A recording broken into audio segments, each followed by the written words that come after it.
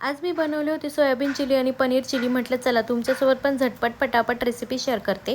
तर आधीच गरम पाण्यामध्ये सोयाबीन भिजवून घेतल्यानंतर त्यातलं पाणी काढून टाकलं. मग त्यामध्ये टाकला टिक्का मसाला, थोडंसं लाल तिखट, अद्रक लसूण आणि हिरव्या मिरचीची पेस्ट आणि थोडंसं मीठ. पाणी न टाकताच हे मिक्स करून घ्यायचं आणि मग ते गरम तेलामध्ये मस्त असं फ्राय करून घ्यायचं. खूप मस्त क्रिस्पी होतात आणि टोमॅटो सॉसबरोबर तर खूप जास्त टेस्टी लागतात.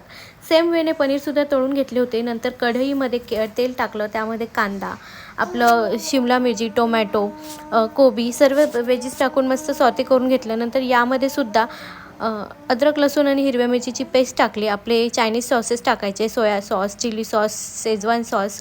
टोमॅटो सॉस स्किप करा कारण त्याने थोडासा स्वीटनेस येतो. आणि चिंग्सचा जो मंचुरियन मसाला असतो ना, त्याची ग्रेव्ही मी ह्यामध्ये टाकली होती. त्याने खूप जास्त भारी टेस्ट येते. तर सेम वेने पनीर चिली आणि सेम वेने सोयाबीन चिली बनवून घेतली आणि खरंच खूप टेस्टी झाली होती. नक्की ट्राय करा. चला बाय, भेटूया नेक्स्ट व्हिडिओमध्ये.